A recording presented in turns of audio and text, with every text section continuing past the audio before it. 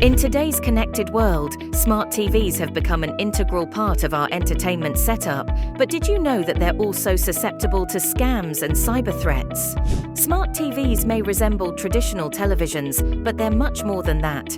With the ability to surf the web, download apps, and stream content directly, they're essentially part of the Internet of Things. However, this connectivity also makes smart TVs vulnerable to hacking. Just like our phones and laptops, they can be targeted by cybercriminals. So, how can you tell if your smart TV has been compromised? Look out for signs like random channel switching, unexplained app installations, and unusual data usage.